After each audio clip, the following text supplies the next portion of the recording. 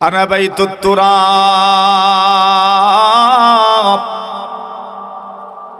আমি হলাম মাটির ঘর। কবর বলে আমি কিসের ঘর? আনা বাইতুত তুত, আমি হলাম কীট পতঙ্গের ঘর। কবর বলে আনা বাইতুল ওয়াহদাব, আমি একাকিত্বের নিবাস। আনা বাইতুল গুরবা, আমার নাম হলো প্রবাস। চারটা পরিচয়। এক নম্বর পরিচয় হলাম আমি হলাম মাটির ঘর। দুই নম্বর পরিচয় দেন আমি হলাম কীট পতঙ্গের ঘর। তিন নম্বর পরিচয় দেন আমি একাকিত্বের নিবাস। চার নম্বর পরিচয় দেন আমি হলাম প্রবাস জীবন। এখানে যদি ভিসা থাকে, পাসপোর্ট থাকে, একামা যদি থাকে, বেতোয়াকা যদি থাকে, তোমার জন্য চলাফেরা একদম ফ্রি করে দেওয়া খুবই স্বাচ্ছন্দ্যময় জীবন যাপন করতে পারবে। কিন্তু যদি পাস না থাকে, ভিসা যদি না থাকে, তবে অবশ্যই অবশ্যই তোমাকে গোয়েন্দা এবং আইন শৃঙ্খলা বাহিনীর হাতে তোমাকে কষ্ট পেতে হবে, ঠিক কিনা? কবর বলে আনা বাইতুল গুরবা, আমি হচ্ছি প্রবাস জীবন। প্রবাস জীবন বলতেই তো বুঝাই যাচ্ছে, যারা প্রবাসে আছে এরা জানে কবর যে এই চারটা পরিচয় দেয়। এই চার পরিচয়ের কথা আমরা শুনি না, এজন্য আমাদের বোধোদয় হয় না। আমরা এই ব্যাপারে ভাবতেও পারি না, চিন্তাও করতে পারি না। বাস্তবতাটা তো এমনই, কবর আমাদেরকে বারবার ডাকে আর বলে, শুনে রেখো আমি কিন্তু মাটির ঘর, এখানে কোনো বিছানা নেই। তোমার কর্মফলের কারণে এখানের বিছানা হয়তো তোমার জন্য উপযোগী হবে, আর না হয় তোমার জন্য অনুপযোগী হবে। এই কথাগুলো বিশ্বাস হয়নি আমাদের? হ্যাঁ, জুড়ে বলেন।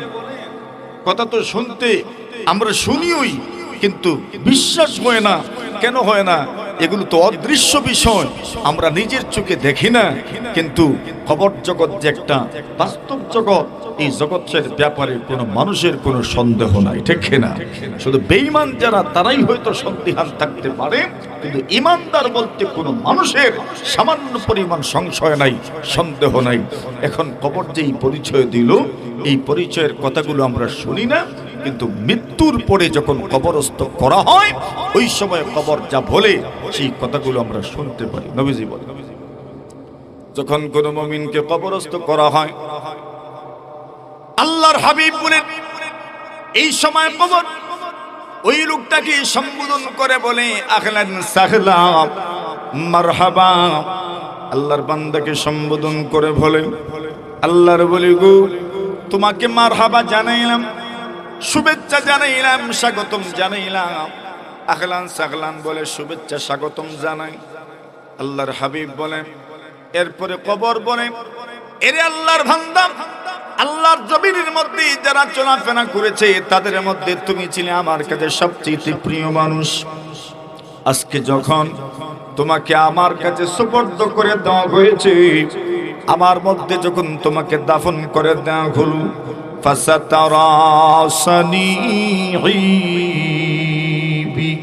কবর বলে, এরই বন্ধু আমার, আল্লাহর প্রিয় মানুষ, আমার প্রিয় মানুষ, এই জমিনের উপরে যারা চলাফেরা করেছে তাদের মধ্যে তুমি চিনি আমার কাছে সর্বোৎকৃষ্ট মানুষ। আজকে যখন তোমাকে আমার সুপর্দ করে দেওয়া হলো, তুমি অচিরেই দেখবে আমি তোমার সঙ্গে কি ব্যবহার করি। নবীজি বলেন, এই কথাটা বলা মাত্রই আল্লাহর হাবিব বলেন কবরটা তার জন্য প্রশস্ত হয়ে যাবে। সুবহানাল্লাহ। নবীজি বলেন কবর তার জন্য প্রশস্ত করে দেওয়া হবে। সুম্মা ইউওয়াসসাউ লাহু কবরু। আল্লাহর হাবিব বলেন তার জন্য কবরটা প্রশস্ত করে দেওয়া হবে। নবীজি বলেন কি পরিমাণ প্রশস্ত করে দেওয়া হবে? রাসূল বলেন, কোন হাওরের পারে দাঁড়ায় কেউ যদি চোখ মেলে তাকায়, যত দূর পর্যন্ত তার চোখ দ্বারা দেখতে পারে, নবীজি বলেন তার মাত্র 2 হাতের কবর আল্লাহ তাআলা মুহূর্তের ভিতরেই এর চাইতে আরো বড় করে দিবেন। মুমিনের কবর এত বড় হবে? নবীজি বলেন আল্লাহ তাআলা তাকে কবরের ফিতনা থেকে হেফাজত করবেন। কবরের ফিতনা বলতে এই কবরের যে প্রশ্ন উত্তর আছে, সেই প্রশ্ন উত্তর থেকে আল্লাহ তাআলা তাকে হেফাজত করবেন। নবী আকরাম সাল্লাল্লাহু আলাইহি ওয়াসাল্লাম বলেন, আর যদি লোকটা বেঈমান হয়, অথবা নবীজি বলেছেন লোকটা যদি বদকার মানুষ হয়, গুনাহগার মানুষ হয়, নবীজি বলেন কবর তাকে সম্বোধন করে বলেন, আল্লাহর বান্দা, তোমার জন্য কোনো মারহাবা নাই, তোমার জন্য কোনো বাহবা নাই, তোমার জন্য কোনো শুভেচ্ছা নাই, তোমার জন্য কোনো ওয়েলকাম নাই, তোমার জন্য কোনো স্বাগতম নাই, আমি তোমাকে স্বাগত জানাতে পারছি না। এবার কবর বলেন, আরে আল্লাহর বান্দা গোলাম, এই পৃথিবীর মধ্যে যত কোনো মানুষ চলাফেরা করেছে, তোর মধ্যে তুমি চিনে আমার কাছে সবচেয়ে নিকৃষ্টতম মানুষ। আজকে যখন তোমাকে আমার সুপুর্দ করে দেওয়া হয়েছে, তুমি দেখবে আমি তোমার সঙ্গে কি ব্যবহার করি। নবীজি বলেন এই কথাটা বলা মাত্রই কবর তার জন্য আরো সংকীর্ণ হয়ে যাবে। এমনিতেই কবরের পাশ কতটুকু, মাত্র 1.5 হাত বা 2 হাত। রাসূল বলেন তার কবরটা তার জন্য সংকীর্ণ হয়ে যাবে। কি পরিমাণ সংকীর্ণ হবে? নবীজি বলেন তার কবরের এক পাশ অন্য পাশের সাথে মিলে যাবে। রাসূল বলেন এক পাশ যখন অন্য পাশের সাথে মিলে যাবে, হাবিব বলেন ওই কবরের মধ্যে যে মানুষটা আছে, তার শরীরের মধ্যে যে পাঁজর আছে, ওই পাঁজরের হাড়গুলো একদিকের পাঁজরের হাড় অন্য দিকের এই পাঁজরে ঢুকে যাবে। মানে তার ডান পাঁজরের হাড় বাম পাঁজরে ঢুকে যাবে, বাম পাঁজরের হাড় তার ডান পাঁজরে ঢুকে যাবে। আল্লাহর নবী বলেন তাত্তা তাখতানি ফাদলাহু, নবীজি বলেন তার একদিকের পাঁজরের হাড়গুলো অন্য পাঁজরের দিকে ঢুকে যাবে, অন্য দিকের পাঁজরের হাড় তার অপর পাঁজরের দিকে ঢুকে যাবে। আল্লাহর হাবিব বলেন শুধু এতটুকুই নয়, উম্মত গুনাহগার যদি হয়, রাসূল বলেন ওয়ায়ুসাল্লাতু আলাইহি 99 তিন্নীনা। আল্লাহর হাবিব বলেন একটা দুইটা নয়, 99টা সাপ আল্লাহ তার উপর লেলিয়ে দিবেন। যে সাপগুলো তাকে দংশন করতে থাকবে, দংশন করতে থাকবে। আমার বাবারা, আমার মায়েরা, আমার বোনেরা, আমার ভাইয়েরা, রাসূল বলছেন এই সাপগুলোর মধ্যে কি পরিমাণ বিষ হবে। হাবিব বলেন লাউ আন্না তিনদিনাম মিনহুন্না নাফাখা ফিল আরদ মা আমবাতাত খাদিরান। নবীজি বলেন এই সাপগুলোর একটা সাপ এই পৃথিবীর মধ্যে যদি বিষের পরিবর্তে শুধু শ্বাস যদি ছাড়তো, আল্লাহর হাবিব বলেন আল্লাহর জমিনের মধ্যে একটা ঘাসও উঠত না। মানুষের শেষ ঠিকানা কবর। এই কথা আমরা মুখ দিয়ে যত বলি, অন্তর দিয়ে ঠিক এরকম অনুভব করি না। মুখ দিয়ে বলি ঠিক যে আমাদের শেষ ঠিকানা কই, কবর। এটা মুখ দিয়ে সবাই বলি, তো অন্তর দিয়ে ফিল করা, অনুভব করা, উপলব্ধি করা, এটা আমাদের পক্ষে হয়ে ওঠে। এমনকি কবরস্থানের পাশ দিয়ে যখন যাই, তখনও আমার কাছে এই কথা মনে হয় না এই মানুষগুলো এক সময় আমাদের মতোই এই জমিনে বিচরণ করেছে, আজ এরা নেই, আমাকেও একদিন যেতে হবে, এই কথা স্মরণ হয়। এরা যে ছিল এখন নাই, কবরস্থ, এটা মনে হয়, কিন্তু আমাকেও যে যেতে হবে এই কথা মনে হয়। হযরত ওসমান রাদিয়াল্লাহু তাআলা উনি কবরস্থানের পাশেই বেশি সময় ব্যয় করতেন। কেউ একজন ওনাকে প্রশ্ন করল, আপনি কবরস্থানের পাশেই সময় কেন ব্যয় করেন? উনি বলছেন এই কবরস্থানে যারা শায়িত আছেন, এদের চেয়ে উত্তম প্রথম কোন সঙ্গী হতে পারে না। সুবহানাল্লাহ, কি কালকে করবে?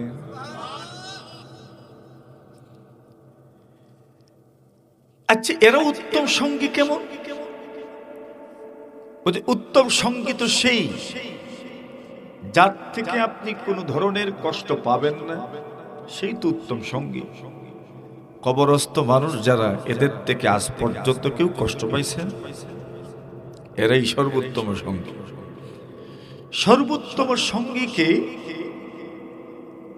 যার থেকে সবক গ্রহণ করা যায়, এই কবরওয়ালার কাছ থেকেও সবক গ্রহণ করার মতো সুযোগ আছে না? আছে।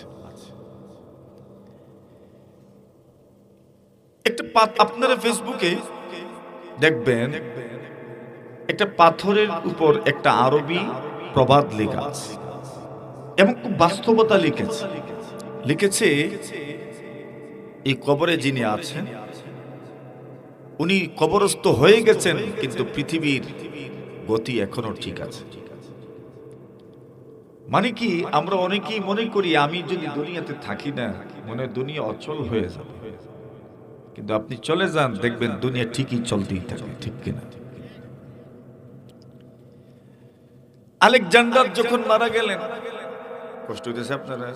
আমার কথা বুঝাইতাম পারিয়েননি আপনারা? এটা মৌলভীবাজার, ওর ভাষা কইলাম। আলেকজান্ডার যখন মারা যাবেন, মারা যাওয়ার আগে উনি ওনার আশেপাশে যারা ছিলেন তাদেরকে ওসিয়ত করে গেছেন, আমি যখন মারা যাব আমার লাশ বহন করবে ডাক্তার সাহেবানরা। কারা? ডাক্তার। 2 নম্বর ওসিয়ত করেছে, আমাকে যখন কাফনের ভিতরে ঢুকানো হবে আমার 2টো হাত বাহিরে রাখা যেন হয়। 3 নম্বর ওসিয়ত করলেন, আমার লাশ যেদিকে নিয়ে যাওয়া হবে ওই পথে আমার অর্জিত উপার্জিত কিছু সম্পদ ছড়িয়ে ছিটিয়ে যেন রাখা হোক। যাদেরকে ওসিয়ত করেছেন তারা জিজ্ঞাসা করলেন কেন? উনি বললেন, পৃথিবীর মানুষকে আমি একটা বার্তা দিতে চাই, আমার লাশ ডাক্তাররা বহন করে নিয়ে যাবে, আমার খাটিয়া ডাক্তাররা বহন করবে, পৃথিবীর মানুষ যেন এটা বুঝতে পারে হায়াতের শেষ যখন চলে আসে ডাক্তারদেরও বাঁচানোর কোনো ক্ষমতা থাকে না। যদি থাকতো এরা নিরুপায় হয়ে আমার লাশ বহন করত না। এরাই যখন আমার লাশ বহন করছে তো বোঝা গেল এদের হাতে বাঁচানোর কোনো ক্ষমতা নেই।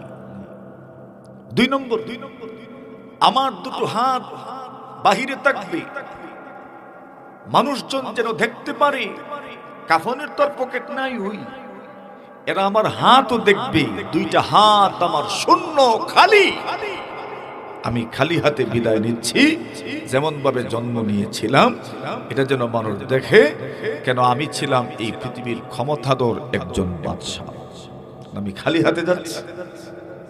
3 নম্বর, উনি বলেছেন ওনার লাশ যে পথে নিয়ে যাওয়া হবে সেখানে যেন কিছু সম্পদ ছড়িয়ে ছিটিয়ে রাখা হয়। কেন? মানুষ দেখবে আমি আমার সম্পদ বিক্ষিপ্তভাবে পড়ে থাকতে দেখেছি, কিন্তু ওই সম্পদটা সংরক্ষণ করার মতো শক্তি আমার নাই, কাউকে বলার মতো সক্ষমতা আমার নাই। এই বিষয়টা যেন মানুষ বুঝতে পারে, এজন্য এই 3 নসিহত করে গেল। বলেন তো আমাদের সাথে ব্যাপারটাও এরকম না? এরকমই তো। মানুষের শেষ পরিণতি কি? ওই লাশ হয়ে যাবে। মানুষ যখন লাশ হয়ে যাবে এরপরে মানুষকে কবরস্থ করা হবে।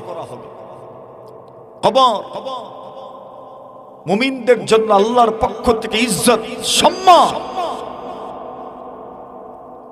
পৃথিবীর প্রথম হত্যাকাণ্ড যখন ঘটল, মানুষ মারা গেলে কি করা হতো মানুষ জানতো না। প্রথম হত্যাকাণ্ড কে ঘটিয়েছেন? মাশাআল্লাহ। কি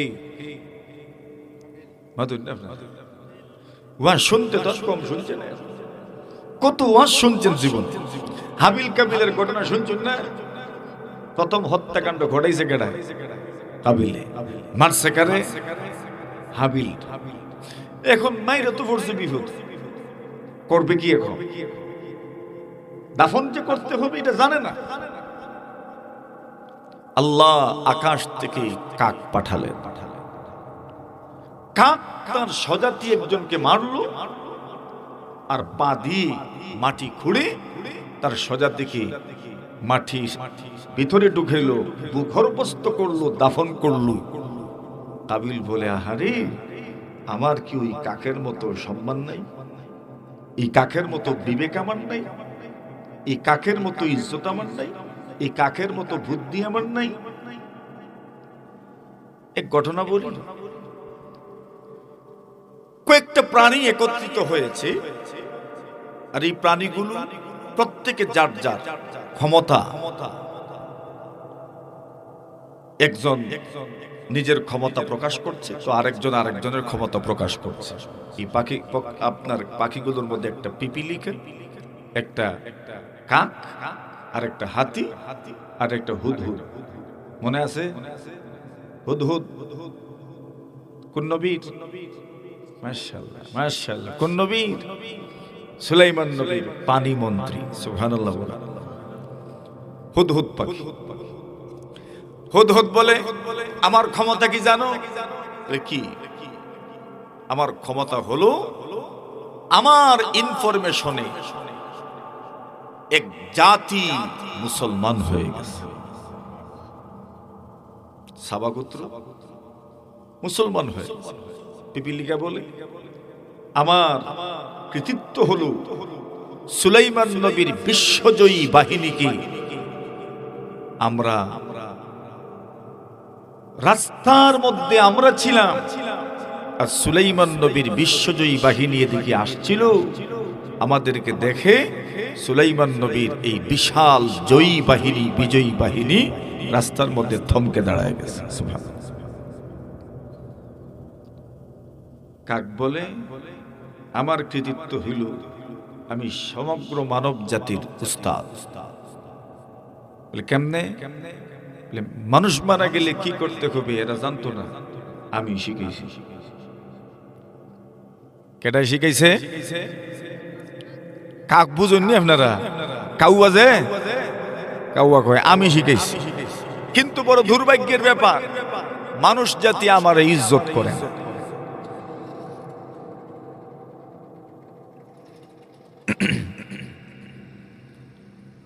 হাতি বলে, আমার ক্ষমতা হলো আব্রাহা বাদশাহ আল্লাহর ঘর ধ্বংস করার জন্য আমাদেরকে নিয়ে এসেছিল।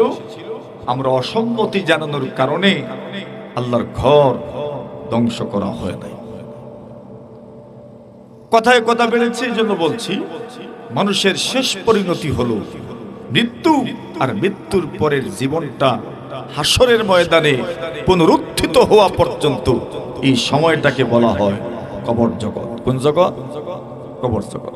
এখন কবর জগৎ মানে কেউ দাফন হোক বা না হোক, কেউ পানিতে ডুবে মারা গেল, কেউ জ্বলে গেল, কাউকে জ্বালিয়ে দেওয়া হলো, হাসরের ময়দানে পুনরুত্থান পর্যন্ত এই সময়টাকে বলা হয় কোন জগৎ? বলেন কোন জগৎ? কবর জগৎ। এখন কবর জগতে কি আছে সেই কথাগুলোই আমরা কম সময়ের ভিতরে আলোচনা করব ইনশাআল্লাহ। কবরস্থ যখন করা হবে, হয়তো মুমিন হবে আর না হয় বেঈমান হবে, হয়তো নেককার হবে আর না হয় বদকার। এই কি করে কি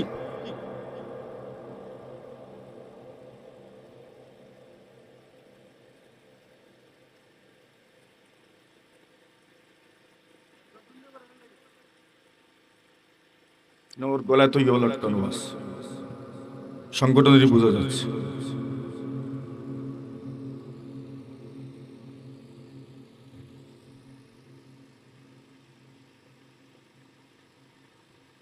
ওয়াজ মাহফিল তো নাকি? আরে ওয়াজ মাহফিল তো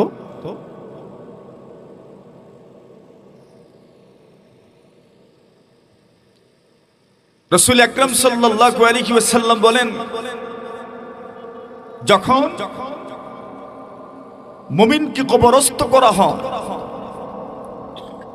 তখন কবর মুমিনকে ডাক দেয় আর বলে, যখন কাফিরকে কবরস্থ করা হয় তখনও কবর ওই কাফিরকে সম্বোধন করে কথা বলে। সেই সময়ের কথাগুলো আমরা শুনি, মরণের আগেও জীবিত থাকা অবস্থায়ও কবর প্রতিদিন আমাদেরকে দেখে কিছু কথা বলে, কিন্তু আমরা সেই কথা শুনি না।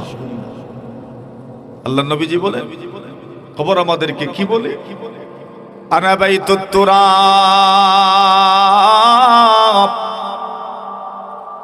আমি হলাম মাটির ঘর। কবর বলে, আমি কিসের ঘর? আনা বাইতুত তুত, আমি হলাম কীট পতঙ্গের ঘর। কবর বলে, আনা বাইতুল ওয়াহদা, আমি একাকিত্বের নিবাস। আনা বাইতুল গুরবা, আমার নাম হলো প্রবাস। চারটা পরিচয়। এক নম্বর পরিচয় হলাম আমি হলাম মাটির ঘর। দুই নম্বর পরিচয় দেয় আমি হলাম কীট পতঙ্গের ঘর। তিন নম্বর পরিচয় দেয় আমি একাকিত্বের নিবাস। চার নম্বর পরিচয় দেয় আমি হলাম প্রবাস জীবন। এখানে যদি ভিসা থাকে, পাসপোর্ট থাকে, একামা যদি থাকে, বেতাকা যদি থাকে, তোমার জন্য চলাফেরা একদম ফ্রি করে দেওয়া হবে, স্বাচ্ছন্দ্যময় জীবন যাপন করতে পারবে। কিন্তু যদি পাস না থাকে, ভিসা যদি না থাকে, তবে অবশ্যই অবশ্যই তোমাকে গোয়েন্দা এবং আইন শৃঙ্খলা বাহিনীর হাতে তোমাকে কষ্ট পেতে হবে, ঠিক কিনা? কবর বলে, আনা বাইতুল গুরবা, আমি হচ্ছি প্রবাস জীবন। প্রবাস জীবন বলতেই তো বুঝাই যাচ্ছে, যারা প্রবাসে আছে এরা জানে কবর যে এই চারটা পরিচয় দেয়। এই চার পরিচয়ের কথা আমরা শুনি না, এজন্য আমাদের বোধোদয় হয় না। আমরা এই ব্যাপারে ভাবতেও পারি না, চিন্তাও করতে পারি না। বাস্তবতাটা তো এমনই, কবর আমাদেরকে বারবার ডাকে আর বলে, শুনে রেখো, আমি কিন্তু মাটির ঘর, এখানে কোনো বিছানা নেই। তোমার কর্মফলের কারণে এখানের বিছানা হয়তো তোমার জন্য উপযোগী হবে, আর না হয় তোমার জন্য অনুপযোগী হবে। এই কথাগুলো বিশ্বাস হয়নি আমাদের? হ্যাঁ, জুড়ে বলেন। কথা তো শুনতে আমরা শুনিওই, কিন্তু বিশ্বাস হয় না। কেন হয় না? এগুলো তো অদৃশ্য বিষয়, আমরা নিজের চোখে দেখি না। কিন্তু কবর জগৎ যে একটা বাস্তব জগৎ, এই জগতের ব্যাপারে কোনো মানুষের কোনো সন্দেহ নাই, ঠিক না? শুধু বেঈমান যারা, তারাই হয়তো সন্দিহান থাকতে পারে, কিন্তু ইমানদার বলতে কোনো মানুষের সামান্য পরিমাণ সংশয় নাই, সন্দেহ নাই।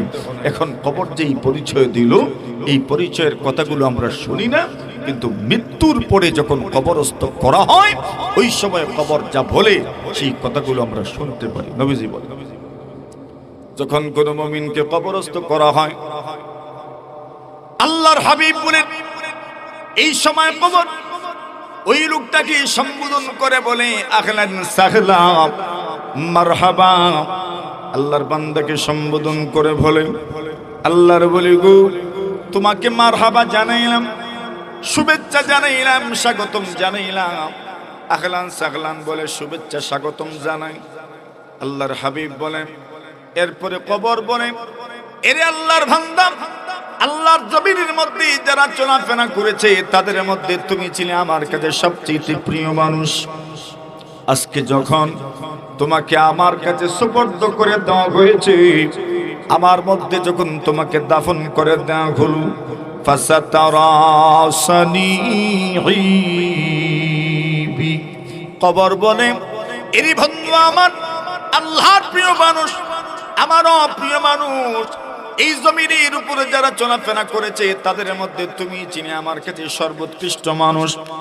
আজকে যখন তোমাকে আমার সুপর্দ করে দেওয়া হলো, তুমি অচিরেই দেখবে আমি তোমার সঙ্গে কি ব্যবহার করি।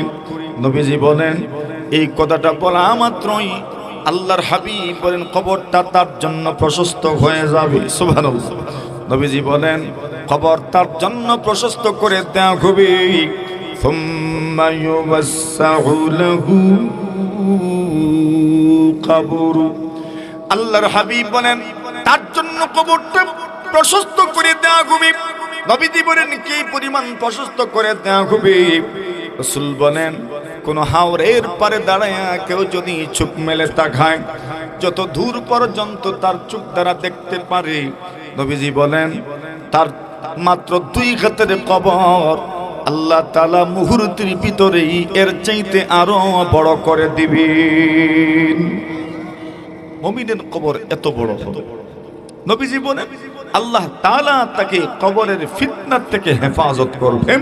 কবরের ফিতনা বলতে এই কবরের যে প্রশ্ন উত্তর আছে, সেই প্রশ্ন উত্তর থেকে আল্লাহ তাআলা তাকে হেফাজত করবেন। নবী আকরাম সাল্লাল্লাহু আলাইহি ওয়াসাল্লাম বলেন, আর যদি লোকটা বেঈমান হয়, অথবা নবীজি বলেছেন লোকটা যদি বদকার মানুষ হয়, গুনাহগার মানুষ হয়, নবীজি বলেন কবর তাকে সম্বোধন করে বলেন, আল্লাহর বান্দা তোমার জন্য কোনো মারহাবা নাই, তোমার জন্য কোনো বাহবা নাই, তোমার জন্য কোনো শুভেচ্ছা নাই, তোমার জন্য কোনো ওয়েলকাম নাই, তোমার জন্য কোনো স্বাগতম নাই, আমি তোমাকে স্বাগত জানাতে পারছি না। এবার কবর বলেন, আরে আল্লাহর বান্দা গোলাম, এই পৃথিবীর মধ্যে যত কোনো মানুষ চলাফেরা করেছে, তোর মধ্যে তুমি চিনি আমার কাছে সবচেয়ে নিকৃষ্টতম মানুষ। আজকে যখন তোমাকে আমার সুপর্দ করে দেওয়া হয়েছে, তুমি দেখবে আমি তোমার সঙ্গে কি ব্যবহার করি। নবীজি বলেন এই কথাটা বলা মাত্রই কবর তার জন্য আরো সংকীর্ণ হয়ে যাবে। এমনিতেই কবরের পাশ কতটুকু, মাত্র 1.5 হাত বা 2 হাত। রাসূল বলেন তার কবরটা তার জন্য সংকীর্ণ হয়ে যাবে। কি পরিমাণ সংকীর্ণ হবে। নবীজি বলেন তার কবরের এক পাশ অন্য পাশের সাথে মিলে যাবে। রাসূল বলেন এক পাশ যখন অন্য পাশের সাথে মিলে যাবে, হাবিব বলেন ওই কবরের মধ্যে যে মানুষটা আছে তার শরীরের মধ্যে যে পাঁজর আছে, ওই পাঁজরের হাড়গুলো একদিকের পাঁজরের হাড় অন্য দিকের এই পাঁজরে ঢুকে যাবে। মানে তার ডান পাঁজরের হাড় বাম পাঁজরে ঢুকে যাবে, বাম পাঁজরের হাড় তার ডান পাঁজরে ঢুকে যাবে। আল্লাহর নবী বলেন তাত্তা তাখতানি ফাদলাহু, নবীজি বলেন তার একদিকের পাঁজরের হাড়গুলো অন্য পাঁজরের দিকে ঢুকে যাবে, অন্য দিকের পাঁজরের হাড় তার অপর পাঁজরের দিকে ঢুকে যাবে। আল্লাহর হাবিব বলেন শুধু এতটুকুই নয়, উম্মত গুনাহগার যদি হয়, রাসূল বলেন ওয়ায়ুসাল্লাতু আলাইহি 99 তিন্নীনা। আল্লাহর হাবিব বলেন একটা দুইটা নয়, 99টা সাপ আল্লাহ তার উপর লেলিয়ে দিবেন। যে সাপগুলো তাকে দংশন করতে থাকবে, দংশন করতে থাকবে। আমার বাবারা, আমার মায়েরা, আমার বোনেরা, আমার ভাইয়েরা, রাসূল বলছেন এই সাপগুলোর মধ্যে কি পরিমাণ বিষ হবে। হাবিব বলেন লাউ আন্না তিনদিনাম মিনহুন্না নাফাখা ফিল আরদ মা আমবাতাত খাদিরান। নবীজি বলেন এই সাপগুলোর একটা সাপ এই পৃথিবীর মধ্যে যদি বিষের পরিবর্তে শুধু শ্বাস যদি ছাড়ত, আল্লাহর হাবিব বলেন আল্লাহর জমিনের মধ্যে একটা ঘাসও উঠত না। এই পরিমাণ বিষাক্ত সাপ তাকে কামড় দিবে। এইটা মানুষের কবরের মধ্যেই আল্লাহ তাআলা নিয়োজিত রাখবেন, লেলিয়ে দিবেন। এখন কার কবরে এমন হবে, আল্লাহ রসুল বলছেন হয়তো বেঈমান, অথবা রসুল বলছেন যে লোকটা বদকার, যে লোকটা নেককার নয়, ওই লোকের কবরে আল্লাহ তাআলা এই শাস্তিটা রেখেছেন। শুধু এতটুকুই শেষ নয়, নবী আকরাম সাল্লাল্লাহু আলাইহি ওয়াসাল্লাম বলেন, যখন মানুষকে কবরস্থ করা হয়, যখন মানুষকে তার কাঁধ থেকে খাটিয়ে তার কাঁধ থেকে যখন রাখা হয়, আল্লাহর হাবিব সাল্লাল্লাহু আলাইহি ওয়াসাল্লাম বলেন, কবরস্থ করার পরে যখন তাকে দাফনকারী ব্যক্তিগুলো আস্তে আস্তে কবর থেকে দূরে চলে যায়, ওই সময় আল্লাহর ফেরেশতা দুইজন কবরস্থ বান্দার কাছে আসেন, আর এসেই তাকে বসানো হয়, আর বসানোর পরে তাকে প্রশ্ন করা হয়। প্রশ্ন কয়টা করা হয় সেটাও আপনাদের জানা আছে, বুখারী শরীফের বর্ণনা এসেছে। একটা প্রশ্নের কথা মুসনাদুল ইমাম আহমদ বিন হাম্বল, ইমাম আহমদ বিন হাম্বল রাহিমাহুল্লাহু তাআলা তার মুসনাদের মধ্যে যে রিওয়ায়াত আনছেন, এই রিওয়ায়াতের মধ্যে তিনটা প্রশ্নের কথা আছে। কয়টা প্রশ্ন? তিনটা প্রশ্ন। এই তিন প্রশ্নের এক নম্বর প্রশ্ন হলো মার রাব্বুকা, দ্বিতীয় নম্বর প্রশ্ন হলো ওমা দীনুকা, তিন নম্বর প্রশ্ন হলো ওমান নবিয়্যুকা। এই তিনটা প্রশ্ন তাকে করা হয়। নবী আকরাম সাল্লাল্লাহু আলাইহি ওয়াসাল্লাম বলেন, যখন তার কবরে ফেরেশতারা আসেন, আসার পরে তাকে প্রশ্ন করা হয়, মুমিন যদি হয়, নবীজি বলছেন সে তিনটা প্রশ্নের সুন্দর উত্তর দিয়ে দিবে।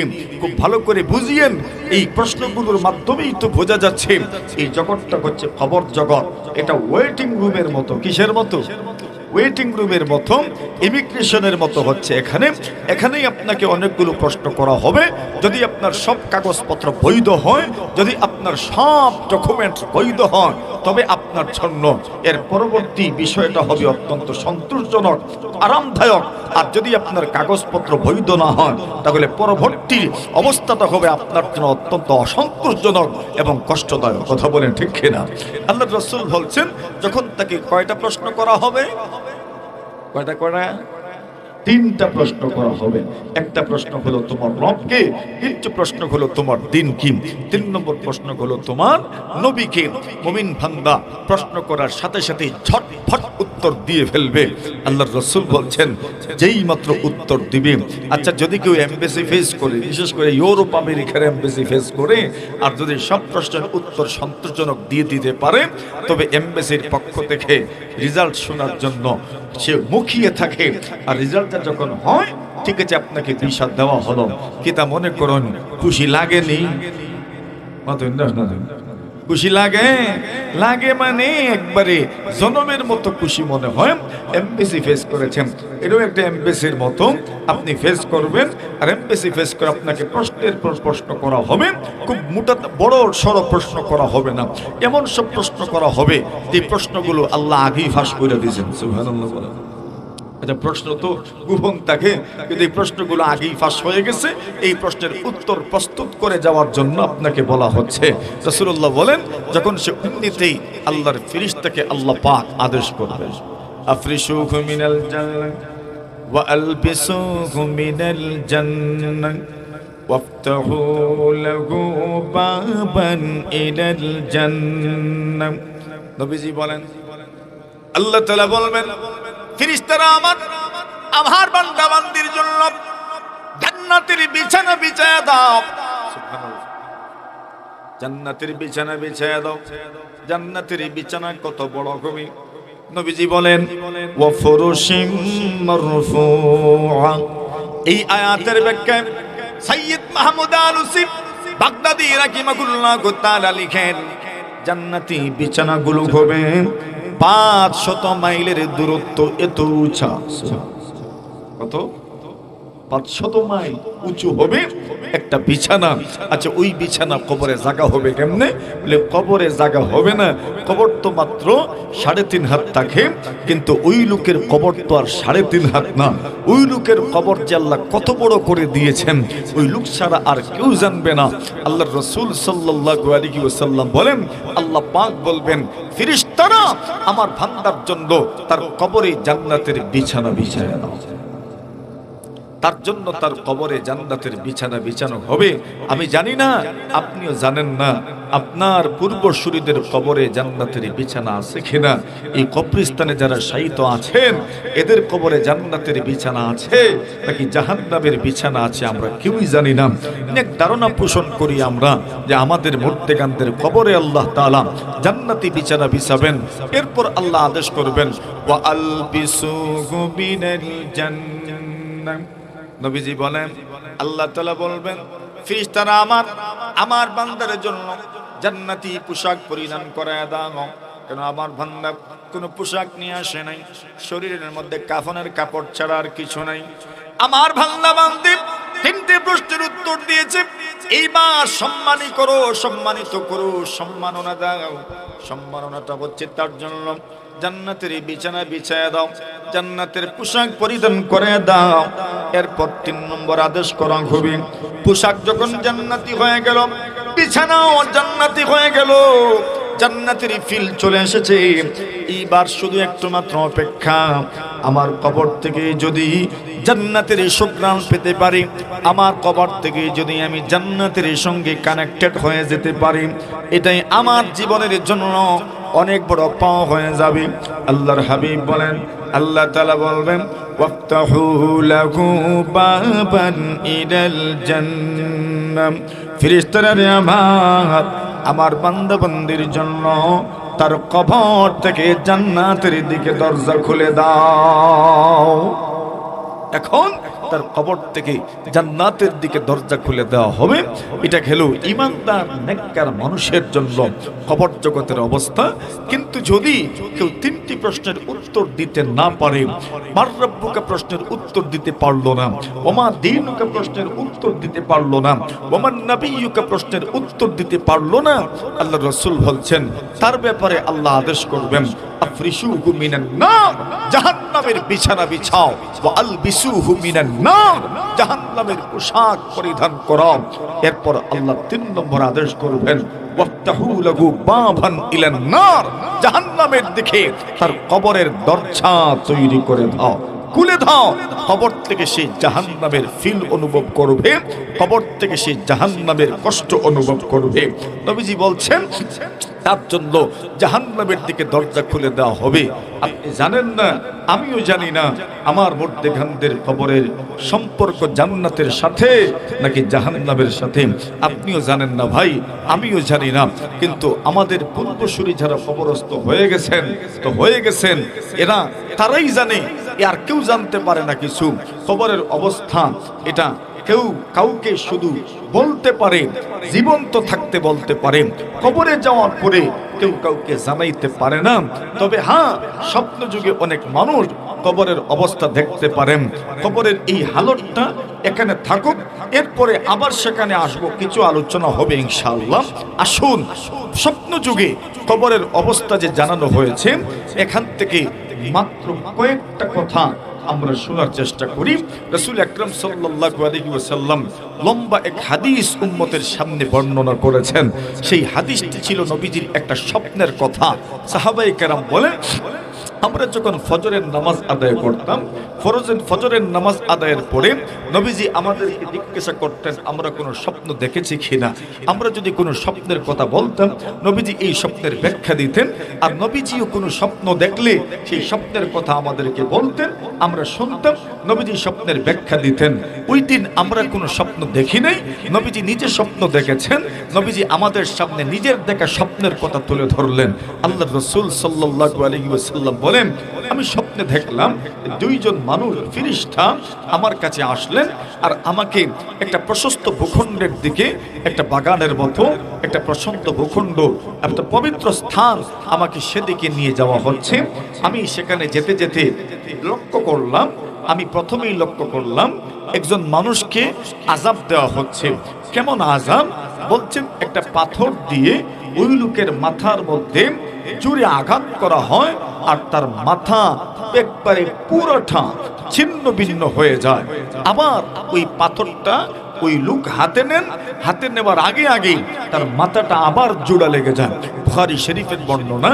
রাসূল আকরাম সাল্লাল্লাহু আলাইহি ওয়াসাল্লাম বলেন, আমি দেখতে থাকলাম যে এইভাবেই তাকে আযাব দেওয়া হচ্ছে, এইভাবে তাকে কষ্ট দেওয়া হচ্ছে, যে এই লোকটাকে মাথা থেতলে দেওয়া হচ্ছে, মাথা চূর্ণ বিচূর্ণ হয়ে গেছে, মাথায় কিছুই নাই, আবার মাথাটা জোড়া লেগে যাচ্ছে, আবার উনি পাথর দিয়ে আঘাত করছেন, আবার মাথাটা একদম ছিন্ন ভিন্ন হয়ে গেছে, আবার জোড়া লেগেছে, আবার আঘাত করছেন। আমি এই আযাবটা দেখলাম। কি মনে করেন আযাবটা বড় সহজ ছিল না কঠিন আযাব? নবীজি প্রশ্ন করলেন, সাহাবীরা, আমি ফেরেশতাদেরকে বললাম, এই যে মানুষকে আযাব দেওয়া হচ্ছে, এই মানুষকে কেনই বা তাকে আযাব দেওয়া হচ্ছে? নবীজি সাল্লাল্লাহু আলাইহি ওয়াসাল্লামকে জানানো হলো, ইয়া রাসূলুল্লাহ, ইয়া হাবিবাল্লাহ, এই লোকটাকে আযাব দেওয়া হচ্ছে কারণগুলো, এই লোকটা নামাজ আদায় করতো না। কি আদায় করতো না? তার কবরে আযাব দেওয়া হচ্ছে নামাজ আদায় না করার কারণে। নবীজি বলেন, আমি আরেকটু সামনে গেলাম, সামনে যাওয়ার পরে আমি লক্ষ্য করলাম একজন মানুষের জিহ্বা জাহান্নামের কেচি দিয়ে কেটে দেওয়া হচ্ছে। আল্লাহর রাসূল জিজ্ঞাসা করলেন, ওই লোকটার জিহ্বা জাহান্নামের আগুনের কেচি দিয়ে কেন কেটে দেওয়া হচ্ছে? রাসূলুল্লাহকে জানানো হলো, এই লোকটা মিথ্যা সংবাদ প্রচার করত। কি করত? ইজ্জত মানুষ আসেনি আমরা সমাজে, শুধু সাংবাদিক না, আমাদের গ্রাম দেশের অনেক পুরুষও আছে, ঠিক না বেঠিক? মিথ্যা সংবাদ প্রচার করে, একজনের ব্যাপারে মিথ্যা প্রচার করে, বিশেষ করে মহিলাদের মধ্যে এই দোষটা বেশি। কথা কোন? মহিলাদের মধ্যে এই দোষটা বেশি। আপনি কোনো একটা কথা যদি সমাজের মানুষের সামনে প্রকাশ করতে চান, বা কোনো একটা সংবাদ যদি পুরো কাউর গ্রামের মানুষ, সমাজের মানুষ, পাড়ার মানুষকে শোনাইতে চান, তো মোটামুটি ওই কথাটা দুই একজন মহিলার কানে পৌঁছায় দিলে এই গ্রামের আর কেউ বাকি থাকতো না, ঠিক না বেঠিক? আর বিশেষ করে খারাপ কিছু যদি হয়, তবে এই বিষয় এত দ্রুত মানুষের কানে পৌঁছে যাবে আপনি কল্পনাও করতে পারবেন। রাসূল বলছেন, আমি লক্ষ্য করলাম জাহান্নামের আগুনের কেচি দ্বারা তার জিহ্বা কেটে দেওয়া হচ্ছে। রাসূল বলছেন, তার কবরে এই শাস্তি দেওয়া হচ্ছে। কেন? ওই লোকটা মিথ্যা সংবাদ প্রচার করত। আচ্ছা, 2 নম্বর। 3 নম্বর, রাসূল বলেন, আমি লক্ষ্য করে দেখলাম যে একটা নদীর মতো, আর ওই নদীতে রক্ত এবং পুঁজ। নাউজুবিল্লাহ। কষ্ট হতেছে আপনাদের? আমি বুঝাইতাম পারতাছি নি আপনার আর কথা। আল্লাহর রাসূল, আমি তো ওই যে জেনারেল আমার শুনতেছি, আমি ভাবতেছি আপনারা আমার কথা শুনেন কিনা। শুনতেছেন নি আমাদের কথা? বোঝা যায় তো সব কথা? হ্যাঁ, আসেন তো সবাই? হাতটা তুলেন না একবার দেখি না। 2 হাতটা হাত তুলেন, আল্লাহু আকবার, জোরে সুরে, আরো জোরে। এইবার বুঝা গেছে আসেন যে। নবীজি বলেন, আমি লক্ষ্য করে দেখলাম যে একটা নদী, ওই নদীর মধ্যে রক্ত, ওই নদীর মধ্যে পুঁজ। আচ্ছা বলেন, পুঁজের নদী, রক্তের নদী, আপনি কত সময় সাঁতার কাটবেন? নবীজি বলেন, ওয়ালা শাতিইন নাহাব রাজুলুন ফি ইয়াদিহি আহজার। নবীজি বলেন, সাহাবীরা আমার, আমি লক্ষ্য করে দেখলাম এই নদীর পাড়ে একজন মানুষ দাঁড়া আছে। ওই মানুষের হাতে লক্ষ্য করে দেখলাম অনেকগুলো পাথর জমা আছে। নবীজি বলেন, নদীর মধ্যে যে লোকটা সাঁতার কাটে, কত সময় আর পুজের নদী, রক্তের নদী সাঁতার কাটবে? লোকটা যখন বিরক্ত হয়ে যায়, সাগরের মধ্যখান থেকে, নদীর মধ্যখান থেকে নদীর পারে ওঠার জন্য নদীর পার অভিমুখে সাঁতার কাটতে থাকে। আল্লাহর নবী বলেন, আমি তাকায় দেখি নদীর পারে যে লোকটা দাঁড়ায় আছে, তার হাতে জমা তাকে পাথর দ্বারা ওই লোকের মুখের মধ্যে আঘাত করে যেই লোকটা নদীর মধ্যে আছে, মানে পারে উঠতে দেয় না। আল্লাহর নবী বলেন, ওই নদীতে থাকা ব্যক্তি আবার নদীর মধ্যখানে চলে যায়, আবার আসতে চায়, আবার তার হাতের মধ্যে থাকা পাথর দিয়ে আঘাত করে আবার মধ্যখান দিয়ে চলে যায়, আবার আসতে চায়, আবার আঘাত করা হয়, আবার আসতে চায়, আবার আঘাত করা হয়। আল্লাহর নবী বলেন, আমি ফেরেশতাদেরকে প্রশ্ন করলাম, ওই মানুষগুলো কারা?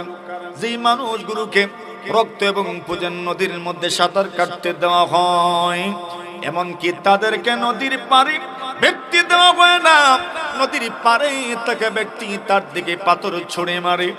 আল্লাহর ফেরেশতারা বলেন, ওগো নবীজি, এরা হচ্ছে ওই সকল মানুষ যারা আল্লাহর জমিনের মধ্যে সুদ খেত। সুদ, নাউজুবিল্লাহ, সুদখোর মানুষগুলোর কবরের এই আযাব।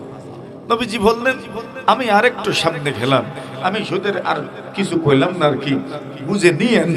রাসূল বলেন, আমি আরেকটু সামনে গেলাম, সেখানে যাওয়ার পরে আমি লক্ষ্য করে দেখলাম আজকেই একজন আমাকে বলছে, তার অবস্থা তুলে ধরেছে আমার সামনে, বলছে যে আমি খুব বিপদে, 10,000 টাকার দরকার।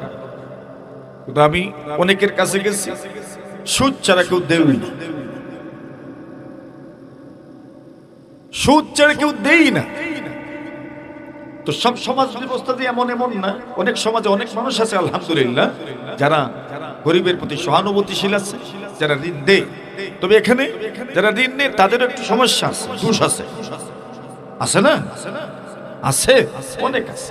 আচ্ছা যাক, ওইদিকে আমরা যাই না, আলোচনা ওইদিকে নিয়ে যাওয়ার সুযোগ নেই। এখন রাসূল বলছেন, আমি আরো একটু সামনে গেলাম, সামনে যাওয়ার পরে আমি তাকায় দেখি এখানে একটা চুলার মতো, চুলা, চুলা বুঝেন তো? চুলাই তো কয় আপনাদের দেশে, নাকি আর কিছু কয়? আর কিছু কয়নি? উন্দাল কয়, উন্দাল আমরাও চিনি তো, উন্দাল ওই। বললেন যে আমি একটা চুলার মতো দেখলাম, আলাহু দাইয়িকুন, নবীজি বলছেন ওই চুলার উপরের অংশ সংকীর্ণ ছোট, আর তার নিচের অংশ প্রশস্ত।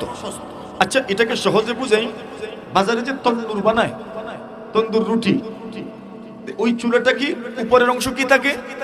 ছোট, আর ভিতরের অংশ এইভাবে দেয়, ঠিক না? আর এরপরে ওইটা আগুনে ছেক হয়, আর এরপরে ওইটা রুটির মতো হয়, তান্দুর রুটি হয়। রাসূল বলছেন, আমি এইভাবেই দেখলাম যে একটা তান্নুর মানে আগুনের চুলা, যেই চুলার উপরের অংশ সংকীর্ণ আর তার আসফল মানে তার নিচের অংশ প্রশস্ত।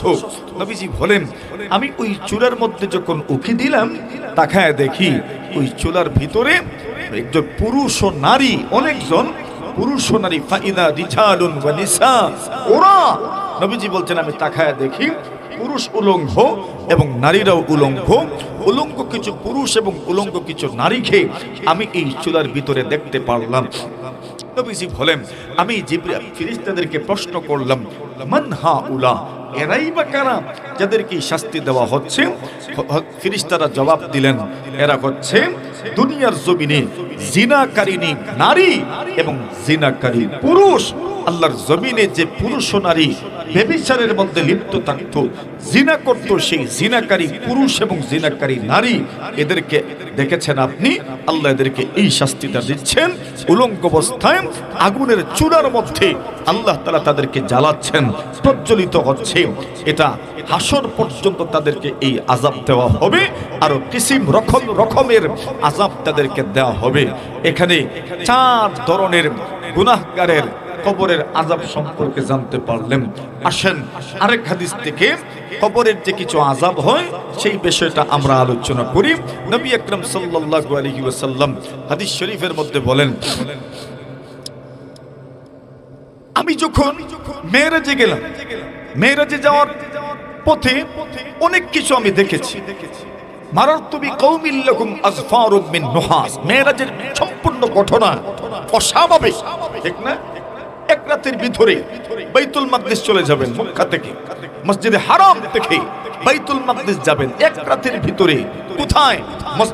মসজিদুল হারাম মক্কা নগরীতে, আর একদম সিরিয়া শামে, সেখানে হচ্ছে আল মসজিদুল আকসা। দূরত্ব তো প্রায় 1 মাসের, কতদিনের? 1 মাসের দূরত্ব। নবীজি এক রাতের ভিতরে গেছেন, আবার মসজিদে আকসা থেকে ঊর্ধ্বাকাশে গমন করেছেন। 1 2 3 4 5 6 7 আসমান, সেখানে উঠলেন। এরপরে আরশে আল্লাহর সাথে পয়গম্বরের দেখা সাক্ষাৎ হইল। সুবহানাল্লাহ, জোরে বলেন। একই রাতের ভিতরে। বিষয়টা কি স্বাভাবিক না অস্বাভাবিক? অস্বাভাবিক। তো যাত্রাপথে নবীজি অনেক দলের অনেক রকমের মানুষের পাশ দিয়ে রাসূল গমন করেছেন। নবীজি তার মেরাজের ইতিবৃত্ত বর্ণনা করার সময় বলছেন, মারারতু বিকৌমিল লাহুম আযফারুম মিন নুহাস, একদল মানুষের পাশ দিয়ে আমি গেলাম, আমি তাকায় দেখি এদের হাতে বড় বড় নখ। নাউজুবিল্লাহ।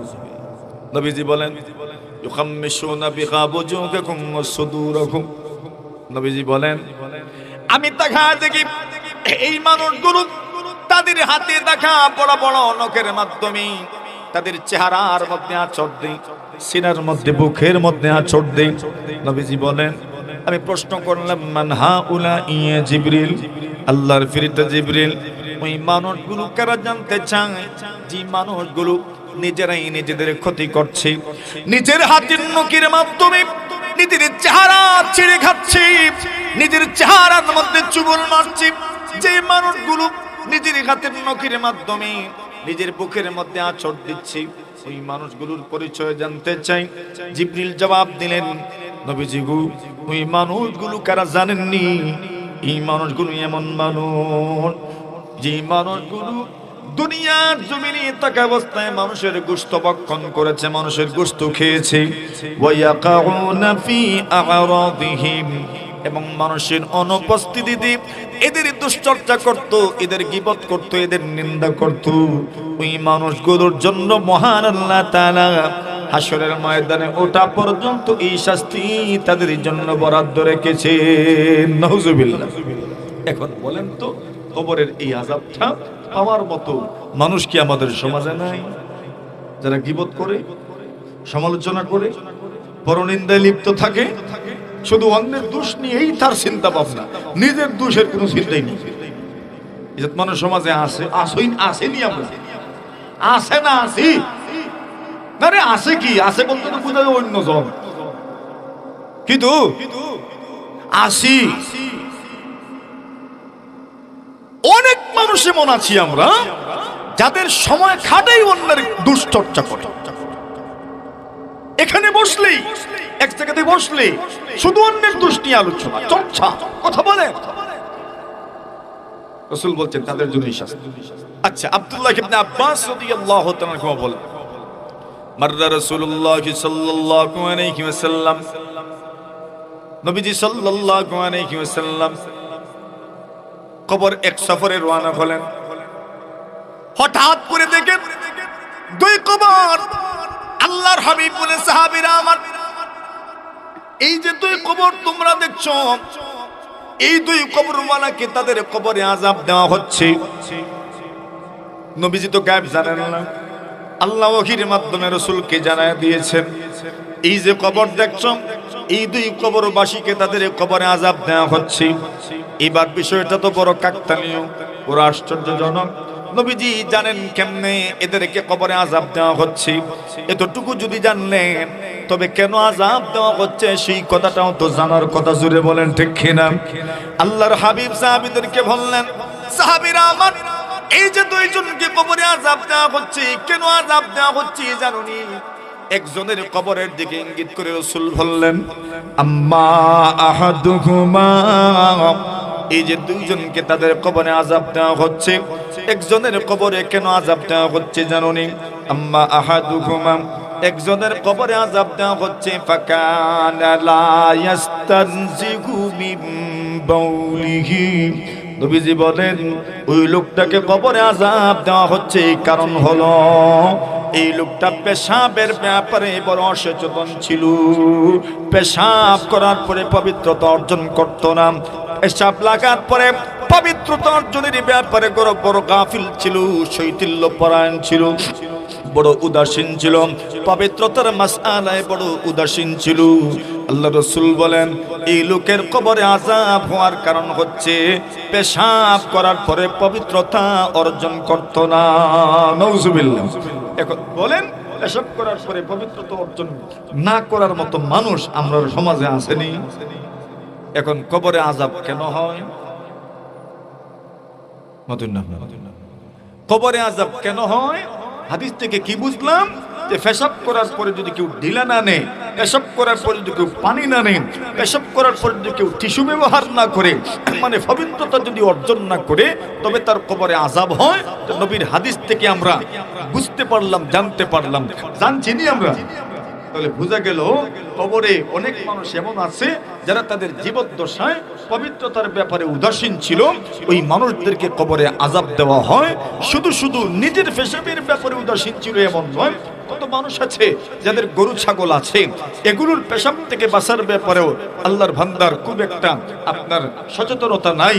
আচ্ছা, পেশাব লাগতে তো পারে স্বাভাবিক, কিন্তু ওই লোকটা মনে করেন এই ব্যাপারে সতর্ক থাকবে যেন অপবিত্র না থাকে, যেন অপরিষ্কার না থাকে। এমন মানুষও তো সমাজে আছে যারা সচেতনতার সাথে এটাকে পরিষ্কার করে পবিত্রতা অর্জন করে। আবার অনেক আছে এই ব্যাপারে উদাসীন। কথা বলে ঠিক না বেঠিক? কবরে আযাব হবে একজন। দুই দল, দুই নম্বর ব্যক্তির কবরের দিকে ইঙ্গিত করলেন আর বললেন, ওয়া আম্মাল আখার ফাকানা ইয়ামশি বিন নামিমা। নবীজি বলেন, দ্বিতীয় জনের কবরের দিকে ইঙ্গিত করে নবীজি বললেন, সাহাবীরা আমার, দ্বিতীয় জনকে কবরে কেন আযাব দেওয়া হচ্ছে? নবীজি বলেন, ফাকানা ইয়ামশি বিন নামিমা। ওই লোকের কবরে আযাব দেওয়ার কারণ হলো ওই লোকটা আল্লাহর জমিনের মধ্যে নিন্দাবাদ শুধু করত না, বরং চুগলখুরি করত, চুগলখুরি করত। নাউজুবিল্লাহ। এখন চুগলখুরি যে কইছি আমি, বুঝছো নি আপনারা? আপনার দেশে কি কয়? চুগলখুর কয়। চুগলখুর তো কয় যে করে, আর এটার নাম হলো চুগলখুরি, চুগলি করা, অর্থাৎ এক জায়গার কথা আরেক জায়গায় নিয়ে লাগানো। কেন? উদ্দেশ্য হলো ওই লোকটাকে এর বিরুদ্ধে খেপায়া তোলা, যাতে করে এলারে সাইজ করে। এর কথা কোন ঠিক না বেঠিক? এই জাতের মানুষ সমাজে আসেনি, একজন ওই থাকে মনে হয় না, অনেকই থাকে, অভাব নেই।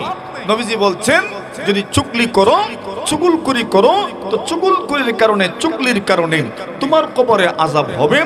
কি আযাবটা হবে সেটা তো জানেনই, আযাবটা কেমন হবে।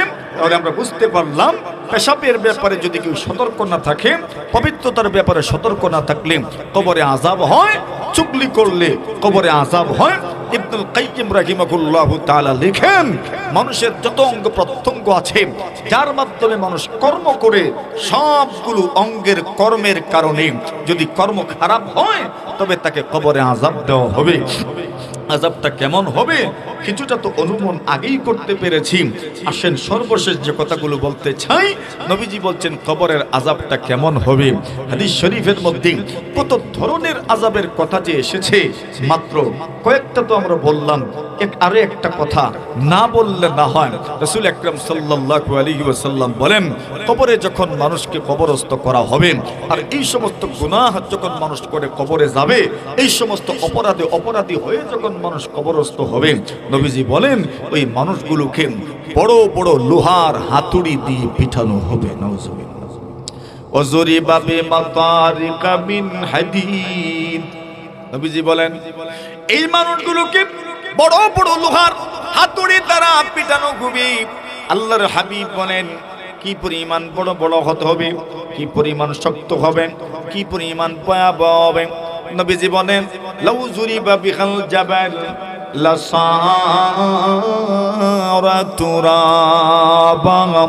নবী বলেন, যদি ওই হাতুড়ি দ্বারা পাহাড়ে আঘাত করা হয়, নবী বলেন পাহাড়টা মুহূর্তের ভিতরেই বালু বালু হয়ে যাবে, মাটি মাটি হয়ে যাবে। নাউজুবিল্লাহ। এত বড় হাতুড়ি হবে, ওই হাতুড়ি দ্বারা পাহাড়ে আঘাত করলে ওই পাহাড়টা মাটি হয়ে যাবে, চূর্ণ বিচূর্ণ হয়ে যাবে। রাসূল বলছেন এমন হাতুড়ি দ্বারা জাহান্নামীদেরকে, গুনাহগারদেরকে তাদের কবরে শাস্তি দেওয়া হবে, কবরে আযাব দেওয়া হবে। নবী আকরাম সাল্লাল্লাহু আলাইহি ওয়াসাল্লাম বলেন, এই শাস্তিটা যখন সে পাবে, শাস্তিটা পাওয়ার পরে ইয়াসিহু সাইহাতান। রাসূল বলেন এমন বিকট আপনার আওয়াজে চিৎকার করবে। রাসূল বলেন ইয়াসিহু সাইহাতান, এমন বিকট আওয়াজে চিৎকার করবে। ইয়াসমাউহা, আল্লাহর রাসূল বলছেন সব মখলুক তার আওয়াজ শুনবে, মাইয়ালিহি তার আশেপাশে যত মখলুক থাকবে সেই মখলুক তার এই আওয়াজটা শুনবে, ইল্লা সাকালাইন শুধু মানুষ আর জিন্নাত ব্যতি রেখে সব মখলুক এই আওয়াজটা শুনতে পারবে। এজন্য দেখবেন মাঝে মধ্যে কবরস্থানের আশেপাশে আমাদের চতুষ্পদ জন্তুগুলো যখন ঘাস টাস খায়, মাঝে মধ্যে দেখবেন লাফ দিয়ে উঠে। কেন লাফ দিয়ে উঠে? ওই কবরে হয়তো আযাব হচ্ছে, যার কারণে ওই লোকটা, ওই মখলুকটা লাফ দিয়ে উঠে। মেরে মুহতারাম হাজিরিনে কেরাম, কত মানুষ স্বপ্ন যুগে, রসুলের পরবর্তী যুগে আর কত মানুষ স্বপ্ন যুগে কত মানুষের কবরের আযাব দেখেছেন। রাবী ইবনে হিরাস রাহিমাহুল্লাহ তাআলা বলেন, আমি একদিন স্বপ্নে দেখলাম যে আমার কাছে শুয়োরের গোশত নিয়ে আসা হয়েছে। জিজ্ঞাসা করলাম, কেন? তুমি যে গীবত শুনেছো এজন্য শুয়োরের গোশত আমার মুখের ভিতরে ঢুকায় দেওয়ার চেষ্টা করা হচ্ছে। আল্লাহর বান্দা বলেন, মুখে তো ঢুকেনি, কিন্তু আমি আমার জীবদ্দশায় 40 দিন পর্যন্ত শুয়োরের গোশতের দুর্গন্ধ অনুভব করেছি। নাউজুবিল্লাহ বলেন। তো গুনাহকে এবং গুনাহের শাস্তিকে অনুভব করার মতো দিন তো আমাদের নেই, কিন্তু এই শাস্তিগুলো যে হয় সেটা আমাদের জানার দরকার, সেটা আমাদের বোঝার দরকার। মেরে মুহতারাম হাজিরিনে কেরাম, এবার প্রশ্ন থাকতে পারে, তবে কবরের আযাব থেকে আপনি বাঁচবেন কেমনে? কবরের আযাব থেকে বাঁচার সবচেয়ে বড় মাধ্যম হলো আল্লাহ তাআলার কাছে দোয়া করা। আর দোয়ার সাথে সাথে যে সমস্ত পাপের কারণে কবরের শাস্তি হয় সেই পাপ থেকে বেঁচে থাকা। এছাড়াও কিছু সহজ পথ আছে, সেই সহজ পথের একটা পথ হলো, নবীজি বলছেন, কেউ যদি প্রত্যেক রাত্রে সূরা মুলক তিলাওয়াত করে, নবীজি বলছেন আল্লাহ তাআলা সূরা মুলকের তিলাওয়াতের ওসিলায় তাকে কবরের আযাব থেকে হেফাজত করে। 2 নম্বর আরেকটা মাধ্যম হলো, এটা ভাগ্য। যদি রাসূল বলছেন কোন মানুষের শুক্রবার দিনে অথবা শুক্রবার রাতে যদি মওত হয়ে যায়, নবীজি বলছেন আল্লাহ তাকে কবরের ফিতনা থেকে হেফাজত করবে। সুবহানাল্লাহ, জোরে কোন আল্লাহ তাকে কবরের ফিতনা থেকে হেফাজত করবেন। শুক্রবারে যদি তার মওত হয়, শুক্রবার দিনে যদি বা শুক্রবার রাতে যদি তার মওত হয়, আল্লাহ তাআলা তাকে কবরের সব ধরনের আযাব থেকে, গজব থেকে, ফিতনা থেকে, পরীক্ষা থেকে আল্লাহ তাআলা তাকে হেফাজত করবেন। আচ্ছা আসেন, এছাড়াও সূরাতুল ফাতিহা যদি কেউ তিলাওয়াত করতে পারে, ইমাম বাইজাউই রাহমাতুল্লাহি আলাইহি বাইজাউই শরীফের শেষ দিকে আপনার সূরা ফাতিহার তাফসীর বয়ান করার পরে শেষ দিকে হাদিস আনছেন। এই হাদিস যদিও আপনার মওযু হাদিস, অনেকে বলেছেন যে আল্লাহ তাআলা কোন এক এলাকার মধ্যে আযাব দেওয়ার সিদ্ধান্ত গ্রহণ করলেন। আযাব দেওয়ার জন্য ফেরেশতা জিবরিলকে নির্দেশ পর্যন্ত দিয়েছেন, আর আযাব দিয়ে দিবেন, আযাব নিয়ে আসা হবে।